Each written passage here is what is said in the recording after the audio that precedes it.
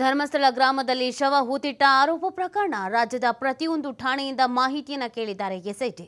ಪತ್ತೆ ಆಗದ, ನಾಪತ್ತೆ, ಕೊಲೆ, ಅತ್ಯಾಚಾರ ಈ ಥರದ ಪ್ರಕರಣಗಳ ಬಗ್ಗೆ ಮಾಹಿತಿಯನ್ನು ನೀಡಲಾಗಿದೆ. ಕಿಡ್ನಾಪ್ ಆಗಿರೋದು ಅಥವಾ ನಾಪತ್ತೆ ಆಗಿರುವಂಥದ್ದು ಏನಿದೆ ಅಂದರೆ ಕಣ್ಮರೆ ಆಗಿರೋದು, ಇದಕ್ಕಿದ್ದ ಹಾಗೆಯೇ ಸಡನ್ನಾಗಿ ಎಲ್ಲೋ ಹೋದ್ರು ಬರಲೇ ಇಲ್ಲ ಅನ್ನೋ ಥರ, ಹಾಗೆಯೇ ಮರ್ಡರ್ ಆಗಿರೋದು, ರೇಪ್ ಆಗಿರೋದು ಇಂಥ ಪ್ರಕರಣಗಳ ಬಗ್ಗೆ ಮಾಹಿತಿ ಕೇಳಿದ್ದಾರೆ. 1995ರಿಂದ 2015ರವರೆಗೂ ಕೂಡ ಪ್ರಕರಣಗಳ ಬಗ್ಗೆ ಮಾಹಿತಿಯನ್ನು ಕೇಳಲಾಗಿದೆ. ಎಸ್ಐಟಿ ಈ ಒಂದು ಮಾಹಿತಿಯನ್ನು ಕೇಳಿರುವಂಥದ್ದು 10 ವರ್ಷಗಳಂತೆ 2 ಪಟ್ಟಿಯಲ್ಲಿ ದಾಖಲೆಯನ್ನು ನೀಡೋದಕ್ಕೆ ಎಸ್ಐಟಿ ಪತ್ರ ಬರೆದಿದೆ. ಒಟ್ಟು 20 ವರ್ಷದ ದಾಖಲೆಯನ್ನು ನೀಡೋದಕ್ಕೆ ಅಧಿಕಾರಿಗಳು ಪತ್ರವನ್ನು ಬರೆಯಲಾಗಿದೆ. ಅಂದರೆ ರಾಜ್ಯದ ಬೇರೆ ಬೇರೆ ಭಾಗಗಳಲ್ಲೂ ಕೂಡ missing cases, murder cases, rape cases ಇದಕ್ಕೆ ಸಂಬಂಧಪಟ್ಟಂತೆ ಕೆಲವರು ನಮ್ಮ ಮನೆಯಿಂದ ಹೋಗಿದ್ರು, ಆಮೇಲೆ ಎಲ್ಲಿ ಹೋದ್ರು ಏನೋ ಗೊತ್ತಿಲ್ಲ, ಬರಲೇ ಇಲ್ಲ, ಅಲ್ಲಿಗೆ ಹೋಗಿದ್ರಂತೆ ಆಮೇಲೆ ವಾಪಸ್ ಬರಲಿಲ್ಲ, ಅಲ್ಲೇ ಮಿಸ್ ಆಗಿದ್ದು ಏನೋ ಗೊತ್ತಿಲ್ಲ, ಈ ಥರದ್ದೆಲ್ಲ ಒಂದಷ್ಟು ಪ್ರಕರಣಗಳಿರುತ್ತೆ. ಆ ಥರದ್ದು ಏನೇ ಪ್ರಕರಣಗಳಿದ್ರೂ ಅದನ್ನು ಡೀಟೇಲ್ಡ್ ಆಗಿ 20 ವರ್ಷದ 1995ರಿಂದ 2015ರವರೆಗೆ 2 ಪಟ್ಟಿಗಳನ್ನು 10 ವರ್ಷದ 2 ಪಟ್ಟಿಗಳನ್ನು ನೀಡಬೇಕು ಅನ್ನುವಂಥ ಸೂಚನೆಯನ್ನು ನೀಡಲಾಗಿದೆ. ಹಾಗಾಗಿ ರಾಜ್ಯದ ಯಾವುದೇ ಭಾಗದಲ್ಲಿ ಆ ಥರದ್ದು ಏನಾದರೂ ಅನುಮಾನಾಸ್ಪದವಾದಂಥ ಪ್ರಕರಣಗಳು ದಾಖಲಾಗಿದ್ರೆ ಆ ಪಟ್ಟಿಯನ್ನು ನೀಡಬೇಕಾಗತ್ತೆ ಸಂಬಂಧಪಟ್ಟಂಥ ಪೊಲೀಸ್ ಇಲಾಖೆಗಳು. ಲೈಕ್ ಅಂದರೆ ಈಗ ಯಾವುದೋ ಒಂದು ಜಿಲ್ಲೆಯಲ್ಲಿ ಅಲ್ಲಿನ ಪೊಲೀಸ್ ಇಲಾಖೆಯಲ್ಲಿ ಯಾವಾಗಲೂ 1995ರಲ್ಲೋ ಆ ಸಂದರ್ಭದಲ್ಲಿ ಏನಾದರೂ ಕೇಸ್ ದಾಖಲಾಗಿತ್ತು ಅಂತಂದರೆ ಆ ಎಲ್ಲ ಡೀಟೇಲ್ಸನ್ನು SITಗೆ ಕೊಡಬೇಕಾಗತ್ತೆ.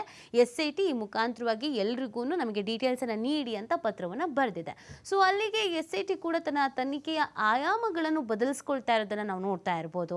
ಆ ಅನಾಮಧೇಯ ವ್ಯಕ್ತಿ ಹೇಳಿದ ಜಾಗದಲ್ಲಿ ಮಾತ್ರ ಕಾರ್ಯಾಚರಣೆ ಮಾಡೋದು ಅಥವಾ ಆತನನ್ನು ಮಾತ್ರ ತನಿಖೆಗೆ ಒಳಪಡಿಸೋದು ಮಾಡ್ದೇನೆ ಅದನ್ನು ಹೊರತುಪಡಿಸಿಯೂ ಕೂಡ ಈ ಬೇರೆ ಆ್ಯಂಗಲ್ಸ್ಗಳು, ಹಾಗಿದ್ರೆ ಮಿಸ್ಸಿಂಗ್ ಕೇಸಸ್ಗಳಿಗೂ ಇದಕ್ಕೂ ಕನೆಕ್ಟ್ ಆಗ್ಬೋದಾ, ಅಥವಾ ಬೇರೆ ಬೇರೆ ಜಿಲ್ಲೆಗಳಲ್ಲಿ ರಾಜ್ಯಗಳಲ್ಲೂ ಏನಾದರೂ ಇದೇ ಥರದ ಸಂಬಂಧಪಟ್ಟಂಥ ಕೇಸಸ್ಗಳು ನಡೆದಿದೆಯಾ, ಅನುಮಾನಾಸ್ಪದ ಈ ಥರದ್ದು ಏನಾದರೂ ಆಗಿದೆಯಾ?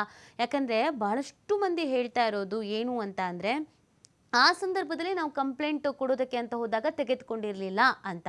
ಸೊ ಆ ಥರ ಏನಾದರೂ ಇದ್ರೂ ಕೂಡ SITಗೆ ಕರೆ ಮಾಡ್ಬೋದು, ನೇರವಾಗಿ SIT ಕಚೇರಿಗೆ ಹೋಗ್ಬೋದು.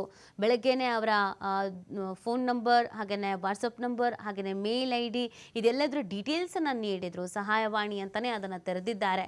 ಯಾರಾದರೂ ಅದಕ್ಕೆ ಕಾಲ್ ಮಾಡಿ ಮಾಹಿತಿಯನ್ನು ಹಂಚ್ಕೊಳ್ಳೋದಿದ್ರೆ ಅಥವಾ ಕಂಪ್ಲೇಂಟನ್ನು ಮಾಡೋದಿದ್ರೆ, ತಮ್ಮ ಅನುಮಾನವನ್ನು ವ್ಯಕ್ತಪಡಿಸೋದಿದ್ರೆ ಅದಕ್ಕೆ ಕರೆ ಮಾಡಿ ಹೇಳ್ಕೊಳ್ಬಹುದು ಅಂತ. ಅಲ್ಲಿಗೆ SIT ನಾನಾ ಆ್ಯಂಗಲ್ಸ್ಗಳಲ್ಲಿ ತನಿಖೆಯನ್ನು ನಡೆಸ್ತಾ ಇದೆ ಅನ್ನೋದು ಗೊತ್ತಾಗ್ತಾ ಇದೆ. ಕೇವಲ ಇಲ್ಲಿ ಕಾರ್ಯಾಚರಣೆಗೆ ಮಾತ್ರ ಸೀಮಿತವಾಗಿಲ್ಲ, ಸ್ಥಳ ಮಹಜರಿಗೆ ಮಾತ್ರ ಸೀಮಿತವಾಗಿಲ್ಲ. ಈ ಸ್ಥಳ ಮಹಜರು, ಈ ಕಾರ್ಯಾಚರಣೆ ಮುಗಿದ ನಂತರ ಇನ್ನು ಯಾರ್ಯಾರನ್ನು ವಿಚಾರಣೆಗೆ ಒಳಪಡಿಸಲಾಗತ್ತೆ, ಯಾವ್ಯಾವ ಕೇಸ್ ರೀಓಪನ್ ಆಗತ್ತೆ, ಇದೆಲ್ಲವೂ ಕೂಡ ಪ್ರಶ್ನೆ ಇರೋದು. ನಿನ್ನೆನೂ ಕೂಡ ಒಂದು ವೋಟರ್ ID ಸಿಕ್ಕಿದೆ, ಡೆಬಿಟ್ ಕಾರ್ಡ್ ಸಿಕ್ಕಿದೆ ಅಂತೆಲ್ಲ ಹೇಳ್ತಾ ಇದ್ರು. ಅದಕ್ಕೂ ಕೂಡ ತಾಳೆ ಹಾಕ್ತಾರೆ. ಆ ವ್ಯಕ್ತಿ ಯಾರು, ಆ ವ್ಯಕ್ತಿಯ ಹಿನ್ನೆಲೆಗೇನು, ಆ ವ್ಯಕ್ತಿ ಈಗ ಬದುಕಿದ್ದಾನ, ಸತ್ತಿದ್ರೆ ಅದು ಮರ್ಡರೋ ಅಥವಾ ಸೂಸೈಡೋ ಅಥವಾ ಏನಾಗಿತ್ತು, ಅವ್ರ ಫ್ಯಾಮಿಲಿಯವ್ರು ಏನು ಹೇಳ್ತಾರೆ, ಆ ಸಂದರ್ಭದಲ್ಲಿ ಕಂಪ್ಲೇಂಟನ್ನು ಕೊಟ್ಟಿದ್ರಾ, ಯಾವ ಠಾಣೆಯಲ್ಲಿ ಕಂಪ್ಲೇಂಟನ್ನು ಕೊಟ್ಟಿದ್ರು, ಅದರ ತನಿಖೆಗೆ ಏನಾಗಿತ್ತು, ಅವರ ಪ್ಯಾನ್ ಕಾರ್ಡ್ ಇಲ್ಯಾಕೆ ಬಂದು ಬಿದ್ದಿದೆ, ಅವರ ಡೆಬಿಟ್ ಕಾರ್ಡ್ ಇಲ್ಯಾಕೆ ಬಂದು ಬಿದ್ದಿದೆ.